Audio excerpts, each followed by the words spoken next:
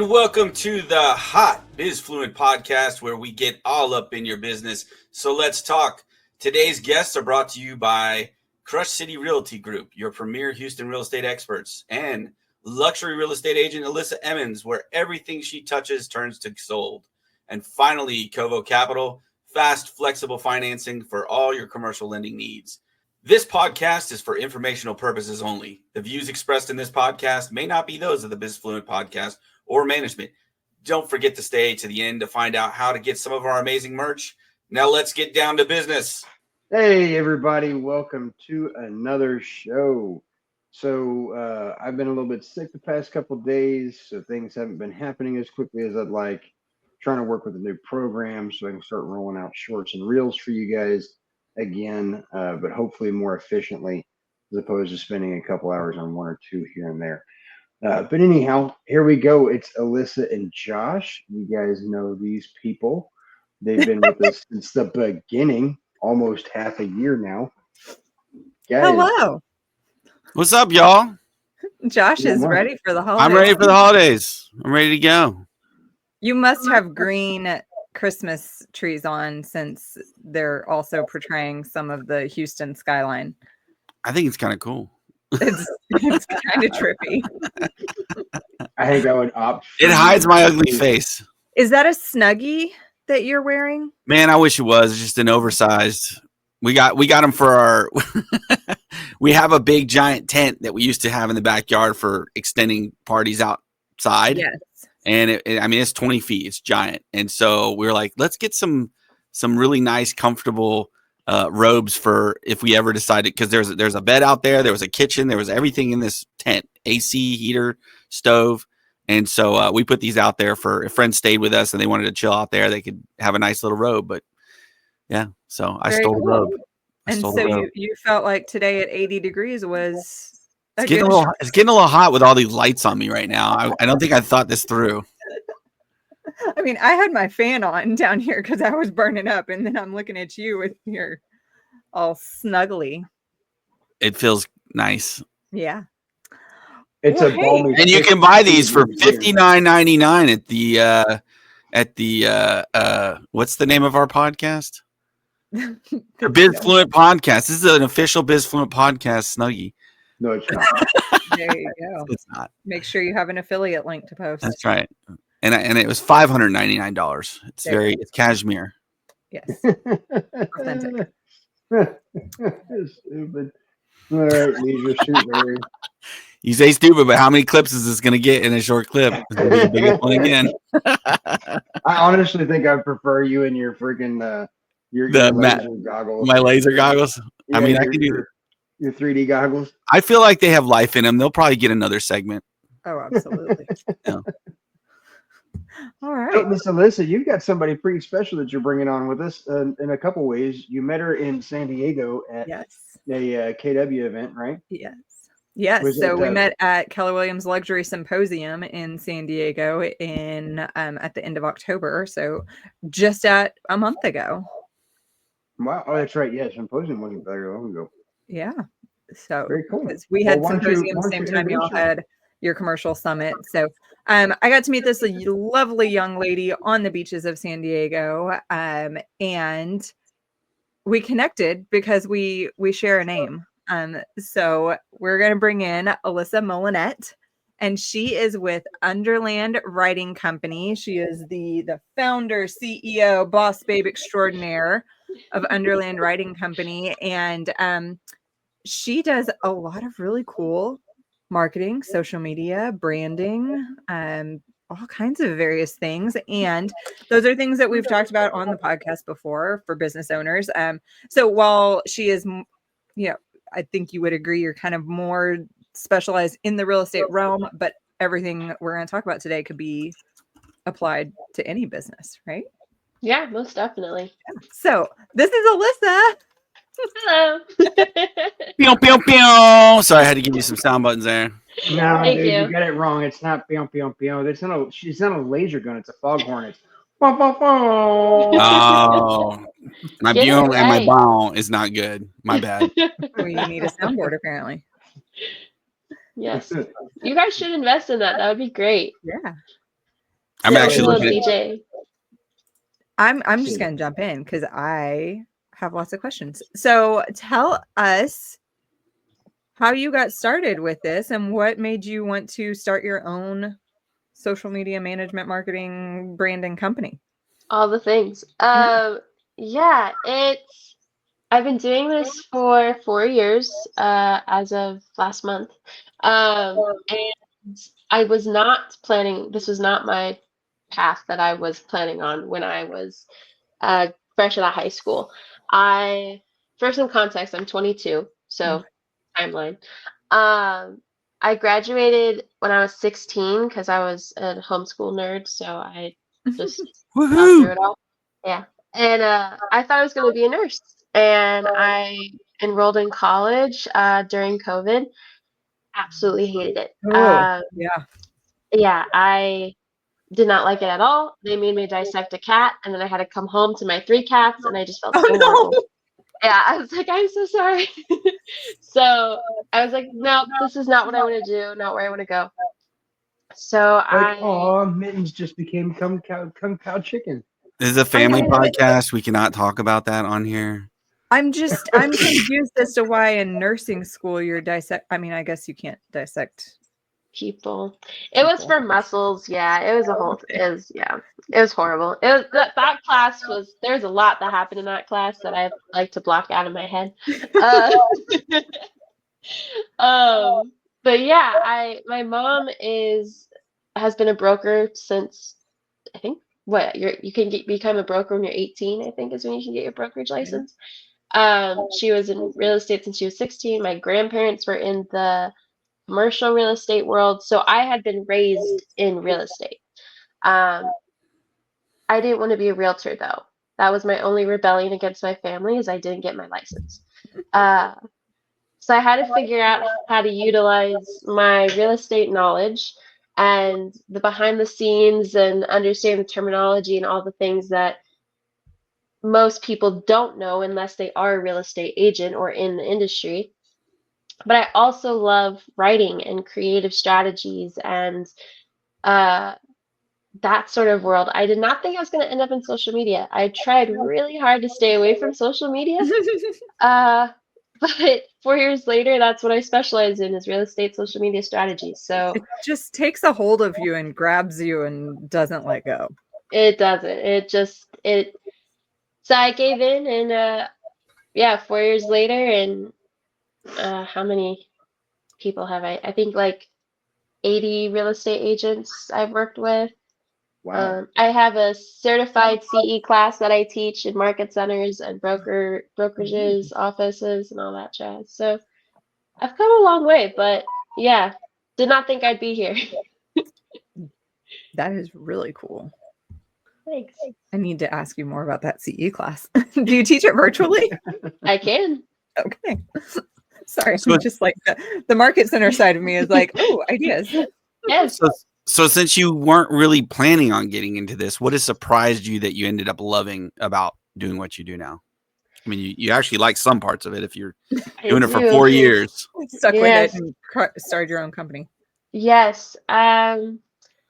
My favorite parts of it are working with real estate agents to come up with how to tell their personal story. So I have seen so many stereotypical marketing ploys when it comes to real estate agents just over the years. And my passion is kind of breaking my clients out of that mold. And like, whether that's coming up with a new logo that doesn't have a house or a key in it, that's always super exciting for me. Or if we're coming up with content that pushes their mission and their passions and their story of why they got into this business, that's what connects people with your business as opposed to just being a billboard or being a postcard they get in the mail. Like, of course those help to a degree, but that's not a person-to-person connection. And I love helping agents get that person-to-person connection through digital marketing. And she's like, we've had this conversation before, and yet again, it's like just speaking to my soul, because as you can see in my virtual background here, my current logo is a key because I got into real estate and I was like, oh, of course, I need a key. How else I mean, I would have they an know? anchor in my key because because I was in a sorority and our logo was an anchor. So, There you go. and I live on the water. I mean, it's multifaceted, but yeah, we've had this. I mean, the question anchor though. branching out. The question Yeah. I have for Alyssa then is, do you think that this key is truly anchoring her, or do you think you can break her out of this shell? Oh, Good question. wow. Good question. Let's get deep. Wow. I'm a cozy up for this one. Oh yeah, cozy up. No, Alyssa and I actually have had this conversation before about we're thinking of working together to do a big rebrand for her. I don't know how much of this is confidential, so I'm gonna keep it on the down low. There's nothing confidential Miss between us all. Emmons, Miss Emmons, please do tell. No, I mean, I don't need this logo. She's ready this to logo let does go. nothing for me. And so yeah, there's this idea that I've had that I want to do. I don't know how to do it, and I've tried. And so this is going to be a good segue into the next topic.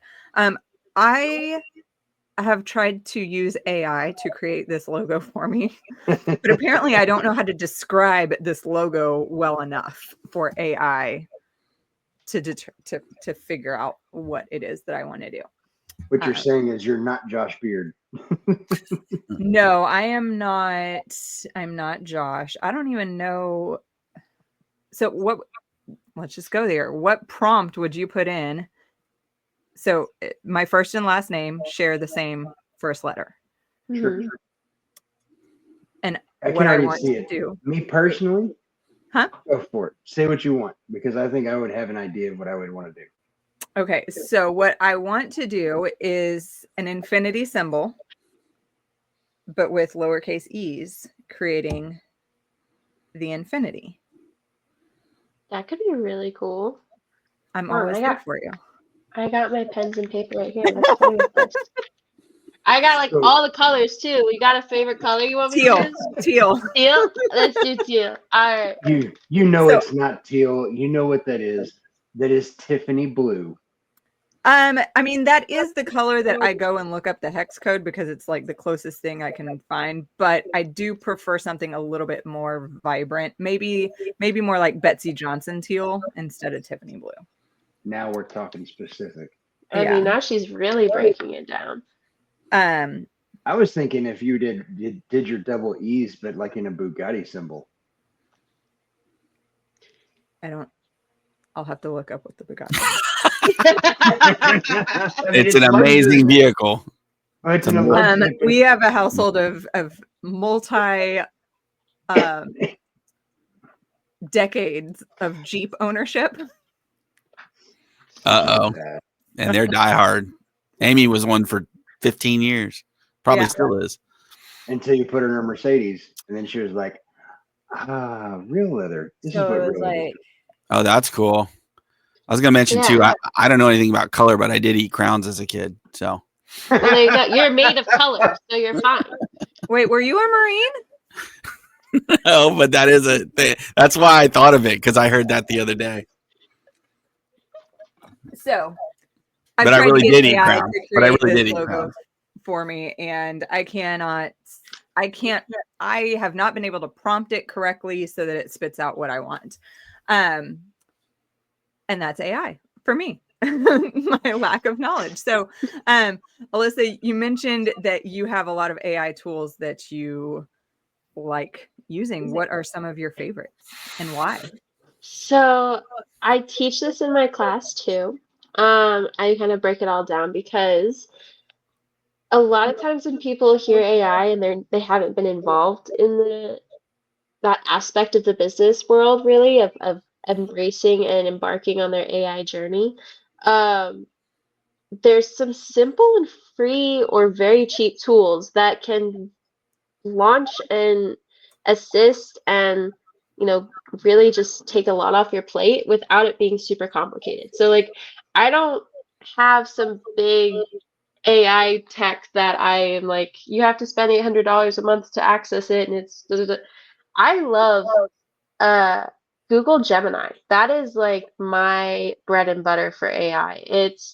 I've always been pro back when it was Google Bard. I was always pro Google Bard and now Gemini over ChatGPT because, and I don't know if y'all have talked about them specifically, but since it's Google, it's constantly updating, right? It's always accurate.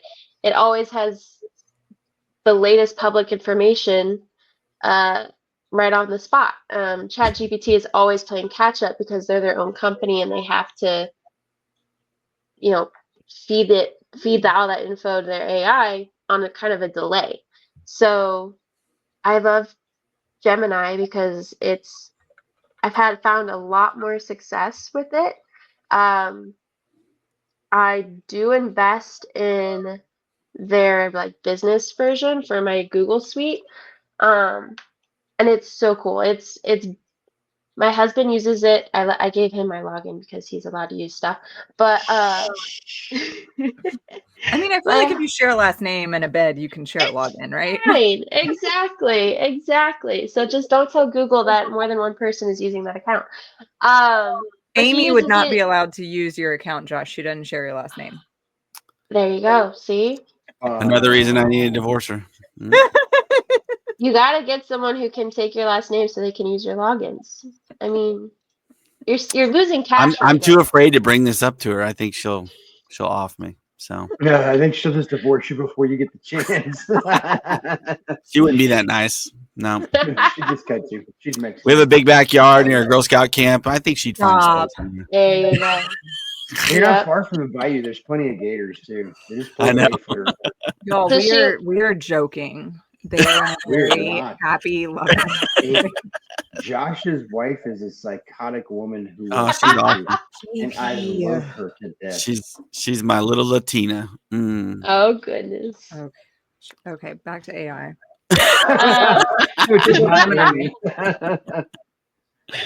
I try to keep this train on the kudos to you, tracks. Alyssa. You got to wrangle these boys. That's a challenge. Mm-hmm. I appreciate your strength, honestly. Yeah.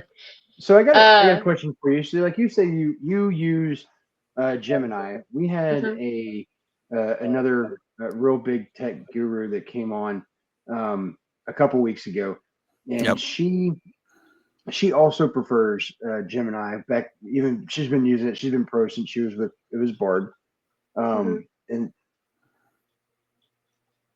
excuse me. And I had never even heard of Bard or Gemini. But one of the things that I did learn through that conversation is it probably is still better for me personally in my business to stick with chat. And the reason for me is because chat being linked with Microsoft plays with Microsoft suites so much sweeter and nicer than Gemini does, because Gemini is all designed to go around their more or less processing suites, like their word processing, their database, and all that stuff. Yeah. And I'm wondering, have you had the chance to play around with the difference in the creativity between Gemini Pro versus Chat Pro? I haven't played with Chats Pro. I've only played with their free version. But I compared it to, I only started using the Gemini Pro about a month or two ago.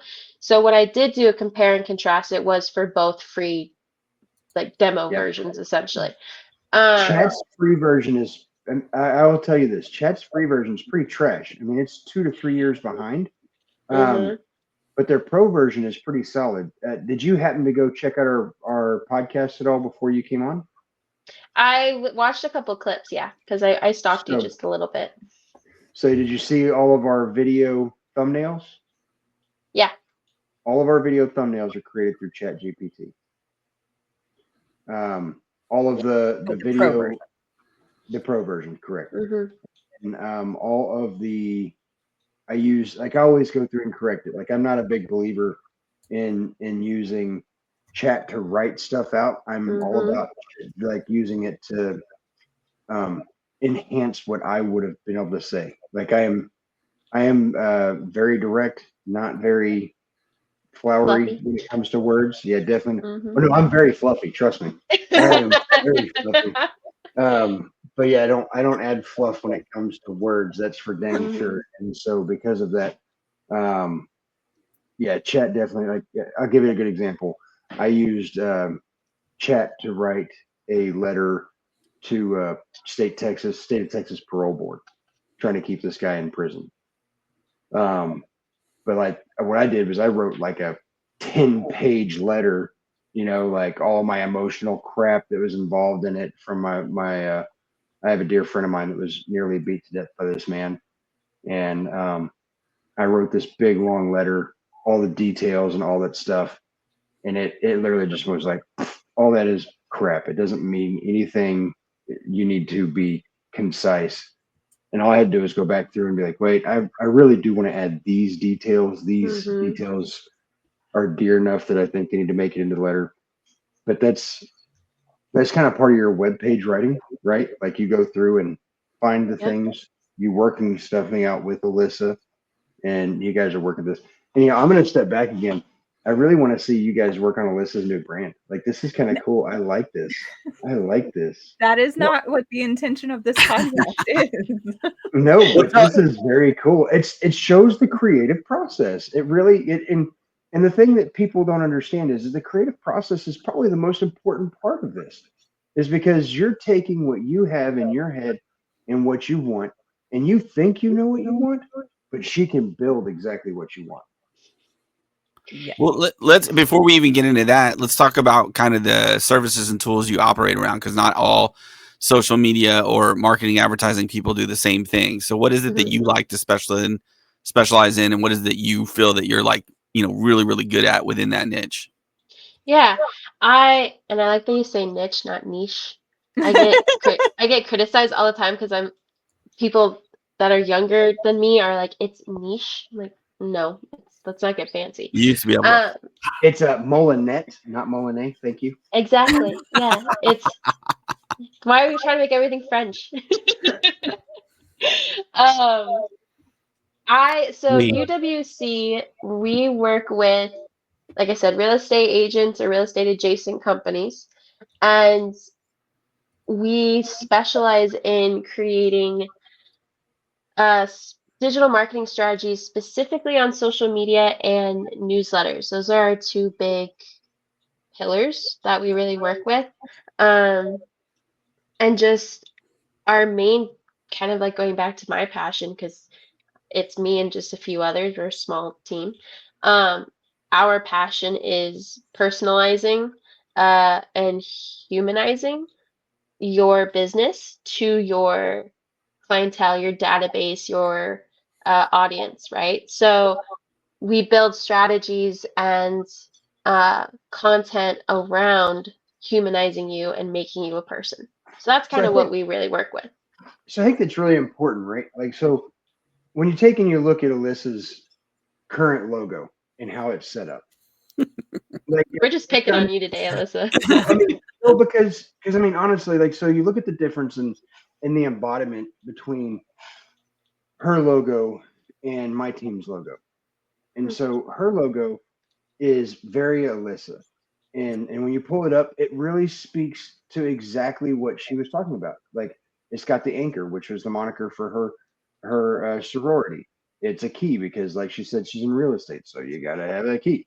And just that whole thought process, and you're like, hey, this seems like a really cool idea, and you just kind of roll with it, because if you try to make it, if in our business or in any business, if you just try to make it perfect before you take the first step, you're never going to take the first step, because you're always going to be, waiting. And so you can take that same idea from her and really make it more personal to her, and not just like, hi, my name's Alyssa, and I live near the water adjacent, whatever it is, and this is an anchor because I live here in this area, and then also it was the moniker for my sorority, and also I need a key because I'm a real estate agent. But I mean, it has all the stuff in it. It just doesn't project her personality. It really does kind of come across that monotone thing, and that's where the creativity comes in like that. Hmm. Yeah, I would say for Alyssa, I would just, it's not so much that you have to, like, the creative process doesn't mean to be so complicated where you feel like you have to tell your whole life story in a logo, right? Because it's not some massive art piece where everyone can, interpret every detail as obviously the artist is trying to convey this or we're trying to feel this emotion. It's Your logo is a snapshot decision for your consumers. So and Alyssa, I don't remember, but one of the keynote speakers at the symposium was Sylvie Di Giusto. Her whole thing was about you will be judged about everything of your that makes up your identity in 7 seconds by your audience. Mm-hmm. Your logo is the same thing. It's a quick snapshot decision of judgment. So it just needs to be something that is memorable, that is unique, and that will tie you to your business. So if they see your name, they recognize your logo. Or if they see your logo, they recognize your name. It just needs to be something that is uniquely you and is powerful and distinct and not just not trying to get so complicated with it to where it becomes you get overwhelmed by all the decisions and you get decision fatigue and you're just like, all right, fine, Canva template key is whatever. It's fine. Maybe a light bulb with a 12th man inside the light bulb can be the logo. How many Alyssa Emmons does it take to boom? Aggies. It's got everything in there. A joke. It's got humor. It only takes one of the Emmons' husbands. It only takes one. Yeah. Boom. Or it could be unstraight yard lines of just like wavy, crazy Christmas light lines.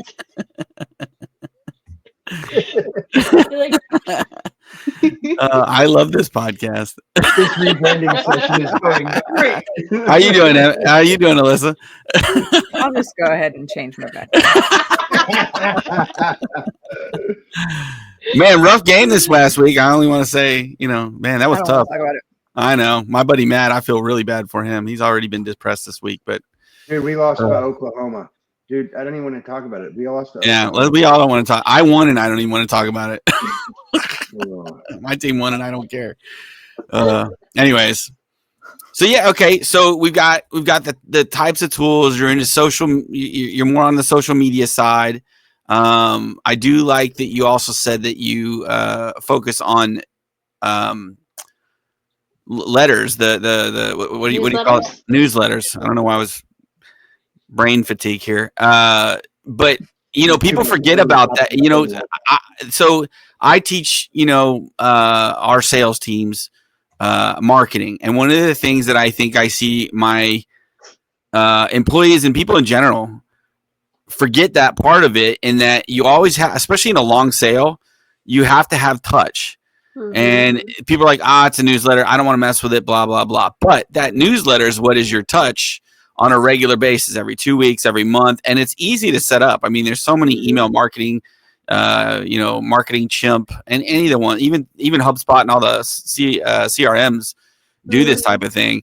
But touch on that with the newsletters and what you do specifically for these newsletters to remain in touch with the client and keeping it personal to the client. Yeah.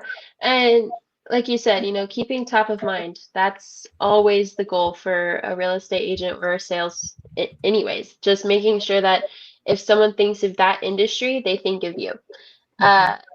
Newsletters is a key player in that. It's ranked right up there with SEO success is newsletter success. Getting those open and click rates. And the way we try to stand out in the newsletter world, because we write and design and send out the newsletters. So the way I try to make us stand out is I focus on hyper local content as opposed to the big, broad, here's what's happening on the East Coast, here's what's happening on the West Coast, here's what's happening. And it's more, here's what's happening in the 3 cities that we live around, right? So as you guys obviously have your preferred areas of which you're pulling your clientele, right? Because you understand those people. If they are living in this area, they most likely are first-time home buyers or have children that go to this school district or love the live, work, play sort of lifestyle. So when you're putting together those newsletters, putting together hyper-local content that's interesting and actually is important to them and feels like you understand them on a new level, not just it's a big blast, whatever. You don't really know who I am. You just have my email. Yeah. But, and also keeping it short and simple. I personally don't like the long newsletters. Where if the person has to scroll and scroll and scroll, and they're just getting like a Vogue magazine worth of just They're not content gonna in one scroll. They're email, not going to read it anyway. they're not going to read it. So it has to be And very like purposeful information, succinct, yes. to the point, Yeah. but good and beautiful. And I mean, the designs she showed me are awesome. So it's like, and it's the newsletters that I would look to receive. Look Now, forward. do you develop those and just use suggestions, or do you kind of give her the format and then let her develop on that on the week to week? How do you prefer doing that? For my default, I'll just give y'all a rundown of how we do a default. I ask the agent or my client, which is most likely going to be an agent, what are the top 4 cities you work in? And so they give me that information. And then I'll be like, okay, what main topics do you like talking about? Who are you talking to? Because if you're posting related articles, are they going to be actually relevant to the people who are reading the newsletter? So asking them what the main topics they want to do. And then I put together or I pull data. So for the hyperlocal content, I do city research of what events are going on or city developments, whatever. And write a paragraph, pretty much just a snapshot of what that event is for each city, and then a paragraph or 2 for 2 news articles. And then we put links in the newsletter, and that's how you get your click rates. If you want to read more, click here. As opposed to paraphrasing, an entire article, it's just paragraph or 2, quick snapshot. If they want to read more, they can read more through the click. And that's really important that you mentioned, because I don't think people understand how much information you can glean from not just a newsletter, but also even an email. If you're using the right program, and you should be following and recording every click that goes on, and add more clicks for the more specific topics and subjects, because now instead of just seeing this client come on board through whatever channel XYZ, and they come to you and you're starting from scratch. Now you can go back in your notes to see that this person, came on board through a channel, but they clicked on this, and this. So they're interested in, let's say you've got an article on multifamilies. They keep clicking on the multifamily articles. Well, they're probably strongly looking at multifamilies. Freak them out. Hey, I'm guessing you're interested in multifamilies. But I mean, I love that part. You can even see how many times they open the newsletter in general. So if they're opening it 10, 12 times, well, they're probably a hot lead. They're probably someone you need to call and reach out to. If they only click it once or twice, no big deal. They're just, seeing you're staying up to date with you. So there's a lot of things you can glean. Is there anything you look at when you're gleaning those types of numbers? Yeah, for sure. It's especially so, I believe it was the beginning of this year. Yeah, beginning of this year, Apple's iOS programming changed it to where they can protect their iCloud users from showing if they opened an email. So now your open rates are no longer as accurate as they used to be because Apple is shielding their users from that data. What Apple can't hide is your click rates. If someone clicks on the email, they have to disclose that. They can't hide that part, right? So something I really like to track and help my clients track is their click rates. That's why integrating those links is so crucial, because that's how you see, like you said, who is opening it. You can see, okay, this person clicked on the article. Now you know what they're interested in. You know they read your email. You know they went to whatever site you linked. And if it's your site, then you can even see where they went from there. If it's someone else's site, that's fine. Obviously not as much data to glean from there, but you can still keep track of what they're interested in and where they're going. So their click rate and what they're clicking on, that is what I focus on, as opposed to your open rates, because it's just not as accurate as it used to be. Interesting. That's a good point. So question. So I don't want to get too much into the pricing because I know it's all going to be, depending on how things go. And so towards the end of the podcast, we'll talk about that. But you two met on a beach and obviously decided to move forward with having these conversations. So, I mean, Alyssa, what is it that drew you to Alyssa? I mean, there's a pain point there. Mm-hmm. And so I think naturally when anyone attends a seminar or a networking event or something like that, like if there's a pain point in your business and you meet someone that has a service that covers that pain point, like naturally you just want to learn more. I mean, it doesn't hurt that we share a name like that. That's cool. And so like I get that. And that's kind of what I was wondering is because, we've run across these people. We've actually talked about bringing on a couple other people before. Talked about bringing them on to do our podcast, to take care of our podcast multimedia. I've got brain fart today, sorry. But to, look at doing everything for our social media for that. But what was it that was very specific to Miss Molinet that changed your opinion and decided that this was the route you needed to go with her? Tell me how wonderful I am. No, I mean, she's a personable person. And so when you're 10% off. No,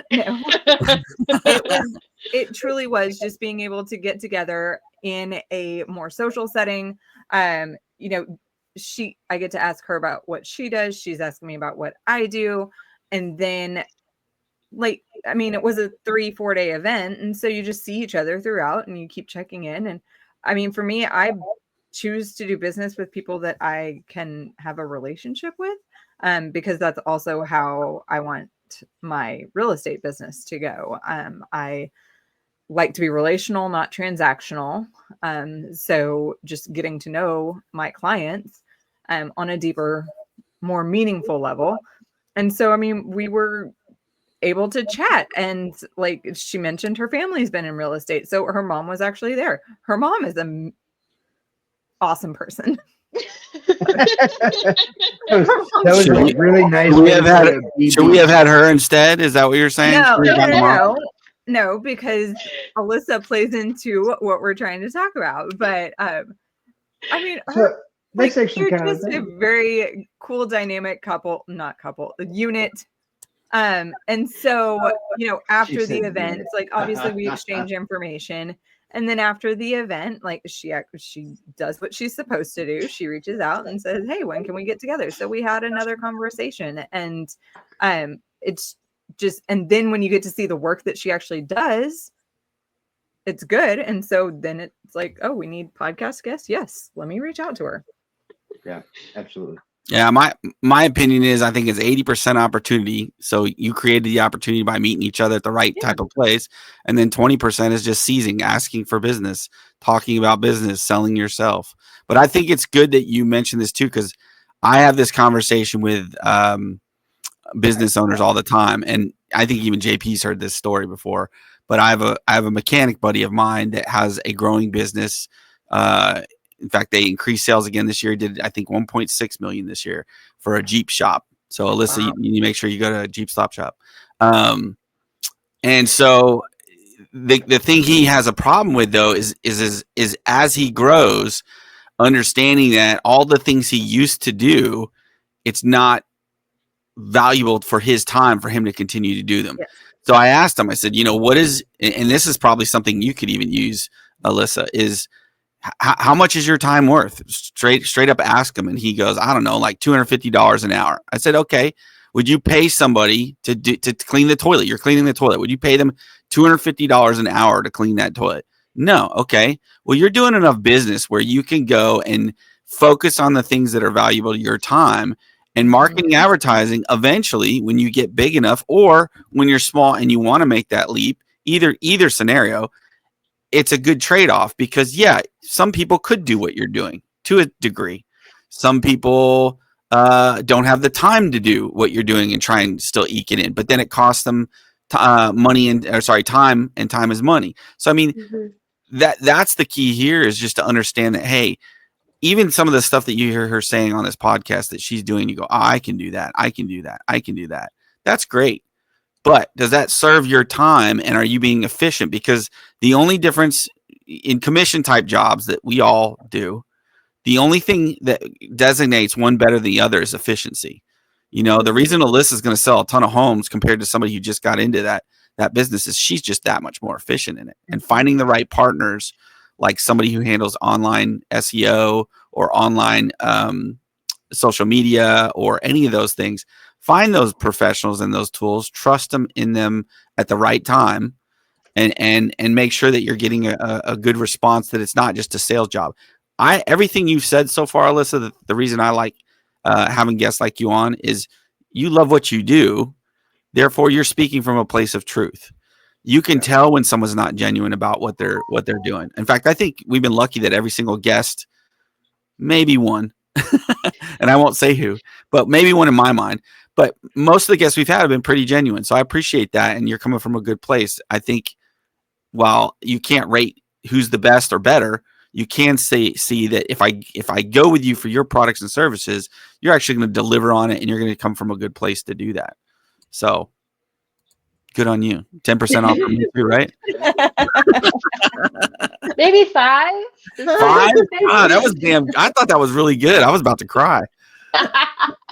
No, but I wanted to hop on your point about, being time efficient, because in business you have quality and you have time and you have money. You can't ever have all three, right? I love that example. So if you want quality and you want time, it's going to cost money. If you want time and money, it's not going to have quality. Like, you got to really pick your poison, in the sense of what are you willing to sacrifice to get the other two. So if you're willing to sacrifice some money, you're going to buy yourself back time, and you're going to buy yourself quality. If you're willing to sacrifice time, if you're willing to sacrifice quality, then it's going to be quicker and cheaper, but again, you're sacrificing quality. So it's really just a matter of what are you choosing to give up? And often the smartest thing to give up, if you can, is money, because you can't get back time, you can get back money. You can always gain more money, right? You can never gain back more time. That's always been the thing for my mom, who has always told me that. She's like, you're newly married, go travel, go do stuff. You can always earn money later. You can always earn money while you're doing it all, but you can't ever earn back the time to go experience these things. So, when you're creating your business propositions or your value propositions, really showing them that in buying this time and quality from me, you are gaining this much back, because you are gaining back your time by buying into what I do. You really want to be able to explain that I am going to give you something bigger than just a paycheck. Yeah. And that's that's actually kind of crazy. So the way you and Alyssa was talking about it, and Alyssa, more or less what she explained and how you guys built y'all's relationship is she got realtored by you. She was like, she started asking me all the questions, and all the questions that are not like yes, no. She wanted to know about my life and what's all this going on, and she was very personable, and it was, suck them in. But again, like Josh said, you're also very genuine. You love your product, you believe in your product, and you have proof that your product works. And so it makes it really easy for you to sell yourself. But that doesn't do anything for you to walk into a room full of people and say, here's my metrics, you should hire me. If you can't convince the person that you're a person worth working with, then the metrics don't make a difference. Mm-mm. No, I completely agree with that. And that's what I'm always trying to tell my clients is like, you can be the #1 real estate agent in the States, right? And that's very awesome. Kudos to you. Very prestigious title. However, if you are someone who's looking to buy or sell and you are new at buying or selling, or you're new at starting your investment journey, you're already a little timid. And maybe, you get that imposter syndrome of, oh, I'm brand new at this. I don't need someone who's the best in the country because gosh, they're not going to talk to me, or they're not going to think I'm valuable, or I might not bring enough to the table. Well, if you're putting yourself in a position or you're marketing yourself as someone who is that big, high and mighty, prestigious, I have sold this many things, I've grossed this much, whatever. That's such a disconnect because Yeah. people are constantly exposed to data all day, every day, that's not what they're looking for when they're looking for someone who is leading them down a path that they haven't been down before, or if they have, they know it's stressful and it's complicated and it's a lot. Yep. Being an I had advisor a buddy of to mine. an expert I had a buddy is of mine always tell a me. pro. Sorry, I had a buddy of mine tell me that if I ever showed up to try to sell a house, like if I did not know him personally, and I showed up in a brand new Corvette to sell, like to do a listing appointment, he said you wouldn't have made it through my front door.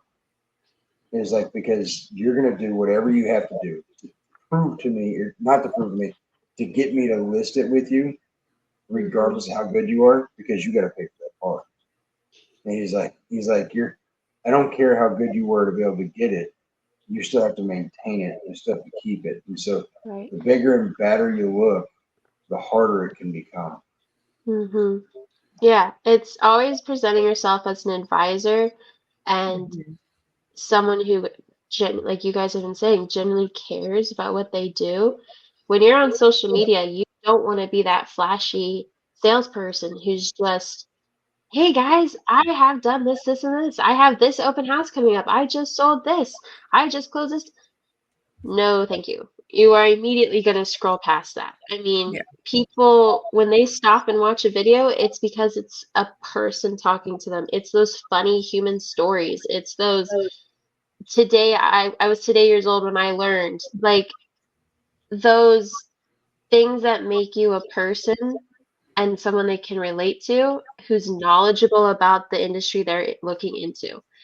It's, you want to be a professional and dignified, of course, but more importantly, you need to be someone who looks like they're there for them every step of the way. People don't think about that enough when they're hiring a realtor in general anyways. Is a lot of them just go, well, I'm going with a friend. Like, you really do need to sit down and say, hey, what is it that you find important? Because I want to make sure it matches up with what I find important also. And I'm glad you went that way, because I was actually going to ask you as my second question and a follow-up was, so what are some other red flags? I don't want to dog another competitor, as we never would want to do, but let's just say, as far as in the market, I know the reason I started our company was to differ ourselves from the broker market. In fact, we don't even call ourselves brokers. So what is it in your industry that you would say are some red flags to watch out for when looking to hire someone as a social media? Because there's a ton. You got Fiverr, you got, so many different ways to hire people now for social media. Mm-hmm. What is it that you think are some things that you should really look for before you make that decision and jump in? Because it can be a lot of money lost really quickly. It can be. And that's definitely one thing I have heard even in San Diego when I was asking around. People are dumping so much money into the digital marketing world and not seeing a high return. It's because those people are looking to sell your business, not you. So if you are talking to someone about digital marketing and all they want to talk about is how many listings you have coming up, if you got any open houses, or all they're talking about is logistics, right? That one is easy content for them to make because it's easy to just type numbers into a graphic, or it's easy to just slap an FMLS picture into a graphic. You want someone who's asking you questions of why you're in this business. So someone who is looking to tell your story. I always ask my agents, why do you love real estate?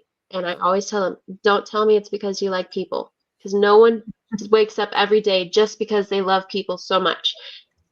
You're not a philanthropist. You I are got a real into estate. commercial because I don't like people.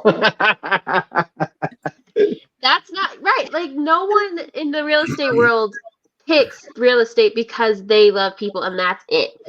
That's not the whole story. It's an easy out answer, and I always am like, no, break out of that. What else? What actually gets you up in the morning?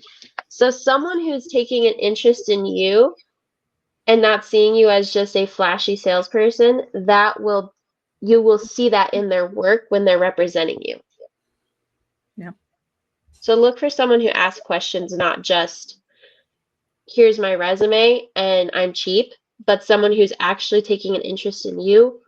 And yeah, you might have to pay a little more for that person, but again, that's quality and time over time and money. So yeah, questions, big questions. I think that's a pretty good place to have you get hit with the one hardball question we throw at every single person, and it's always a last minute, and it's like that on purpose. I want your 15-second elevator pitch. I didn't meet you at a beach. I saw you in an elevator and was like, "Hi." All Ready? right, let's go. Okay. I'm trying to make sure that I'm not covering something I've already said. So, Oh, yes, it doesn't matter. If you've covered it it doesn't already, matter. condense it. Alright. Give me 15-second Condense it. elevator pitch. Sell me What's your best on best Alyssa. foot forward? Put your best foot forward. Best foot Remember, you forward. only got All right. 7 seconds to really win them. So what are you getting? Yes. What can you do in 15? I got it. All right. Yes, I designed a company that is passionate about stories, but is knowledgeable in real estate. And so I married the two with digital marketing because that's where storytelling is most crucial in selling someone. So we work together in partnership to develop your story and turn it into a high producing ROI. That's beautiful. Holy cow. Right? Who's not going to hire that? Probably one of the That's best amazing. ones so far. I want to say I've been equally impressed with most people we've had on here, and I think that goes to show that we've gotten the right guests on here that know their stuff and believe in it. So that was awesome. Thank you. Yeah. That was good.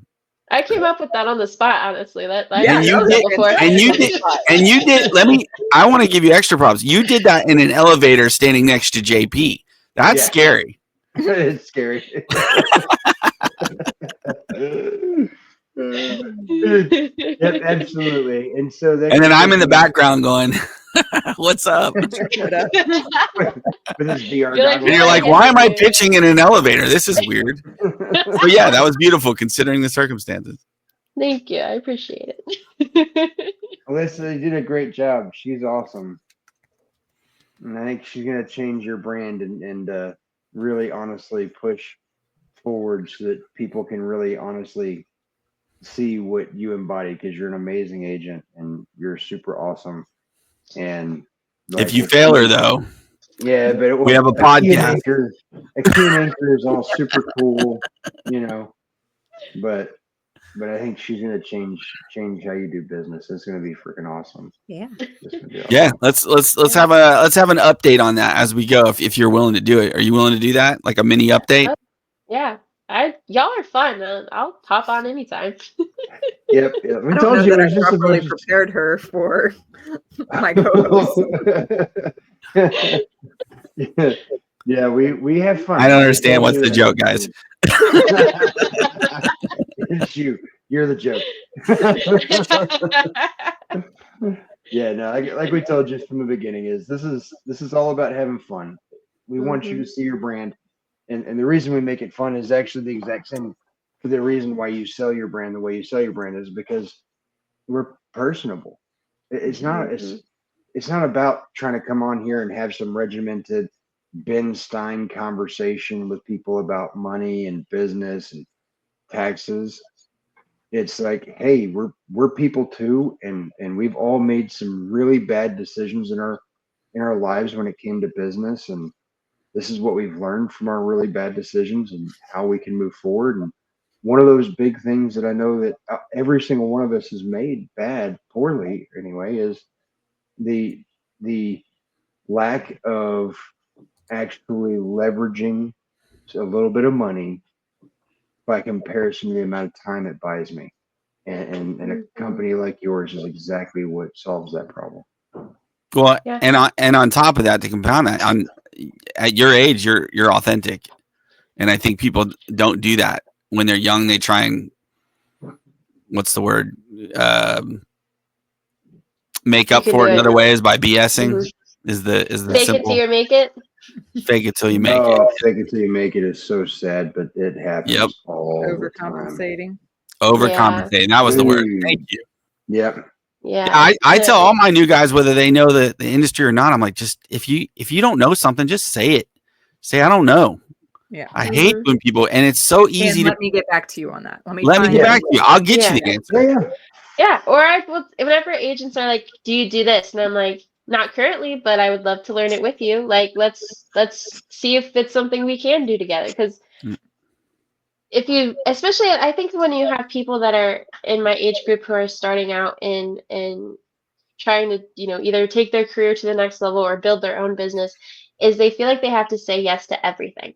Yeah. Because they're so worried about making money, right? So that's their only goal, is I have to say yes to every single client, every single project, because that's how I'm going to make money. But when you narrow down and you find what you're actually good at, what you can actually deliver on, and create an experience with your clients, because my services are not unique. The experience I provide my clients is what's unique.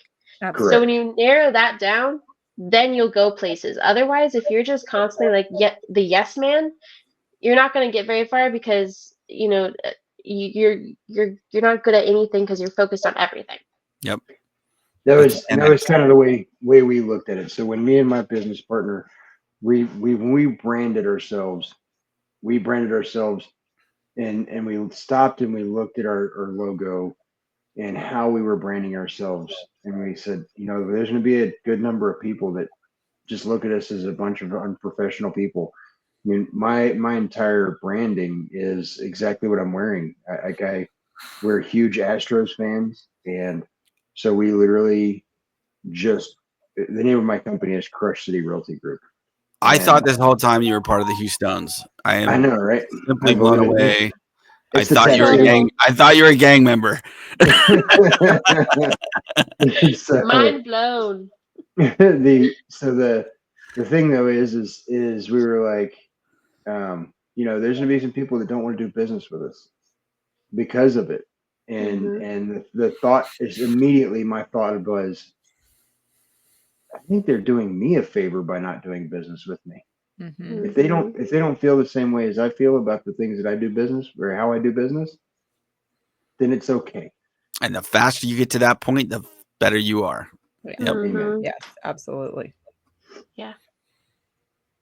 I dress like this all the time, so I weed people He's out. actually not lying. I have no clients. Alyssa, you should have seen how this man came and addressed city council one day. I'm like, what is he? They wasted my time, man. He's like, what is he wearing? He's like in a pair of chanclas and shorts and a cutoff shirt, and his hat was kind of turned. He was so mad, and he's all flailing around like some crazy man. It was controlled madness. Hey, but I got a standing applause. They won't forget you. They will not. No, they will not. For sure. Alyssa, it has been a blessing having you on our podcast. We thank you so much for showing up and showing out, and we'd love to be able to invite you back soon. Of course. Thank you guys so much for inviting me. Thank you, Alyssa, for dragging me along. I loved it. Heck yeah. Alyssa, the same thing. We've loved having you on this podcast, and we'd love to have you back one day. Like on next Wednesday when we do our recording. Like, that would be really efficient. Yeah. And the week after, can we just go ahead and book it all in advance? Yeah, just recur sure. meeting. Sounds good. Well, you have a blessed day, and we will holler at you later. Have a happy Thanksgiving. Thank you. Yes, ma'am. Awesome. And she was freaking awesome. Yeah. That was a good pick. Yeah. I mean, we were all like her. scratching I our like heads her. questioning. We were like, I don't know about this. Alyssa has some pretty questionable friends. You know, Shut up. tattooed face people and crazy stuff. You know, Oh. she has minions for kids that can't make straight rows with. I mean, that's Oh. just genetics right there.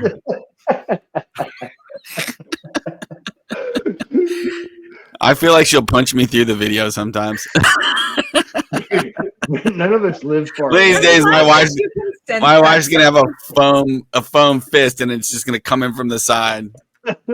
I should get Amy's number so I can just text her. Yeah, that's why you're not getting it, Recording.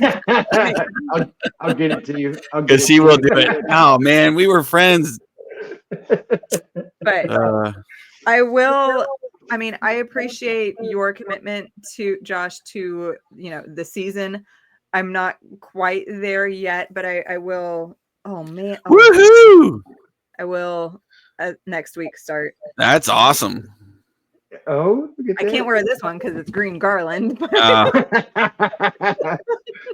I'm just letting you know this. I will get more festive as we get closer. Good. So I'm glad. I love Christmas.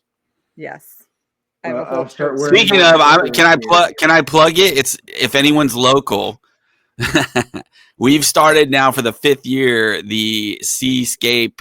It's really a Seabrook thing, but it's limited to Seascape because of distance. But we do the Seascape. It's nonprofit. It's free. It's all for the kids. But we do a ride along. Everybody meets at Seascape Park on December 15th. You dress up whatever vehicle, whether you're in a scooter, a bike, a golf cart, a car, a truck, whatever you're in, helicopter. That'd be cool one year. To dress it up with just Christmas vomit and lights and throw candy and Santa from the back. We have characters. I've probably spent way too much money on dress up characters that I lend out the outfits and people wear. Last year we had a snow machine that one of the neighbors had bought and played while we went through their part. Like people are having parties now as we drive through on these yearlies. It's gotten that big. It started with 40 or 50 cars. We're over 100 now. And I think this year we're going to break even more because I've got a lot of the car clubs and Jeep clubs are going to get involved. And it's just going to be, I hope, just one big long line. We have carols this year again. We finally got the carolers back. So at the beginning of the event, we'll have carolers. That's a hard word to say. And a hot cocoa bar and characters walking around. So it's fun for the kids. Please don't drink and drive. And that's it. It's free. It's free. So, and you'll see more events on Seascape on Facebook and stuff. What date? December 15th. We leave at 6 sharp. So you can join in the parade at any time. So if you miss us, just catch up. And then there's viewing points at Seascape Park, at Friendship Park, and at the entrance to Seascape 2. There's a nice little area that you can. I forget what the park is right there. What we're gonna do is we're gonna put it on our Facebook page. Page. That works. We'll make it on our well, Josh handles the Facebook page. So and any extra money gets donated. We just haven't had extra money. It's just been a cost to me every year. So I'm hoping this year might be the one where it's not as much of a cost. But I love doing it, so I don't care. So anyhow, great podcast today, everybody. As you can see, Alyssa Molinet, UWC Marketing, Alyssa at underlandwritingco.com, 770-722-9961. On top of that, you can find her contact information down below in the description.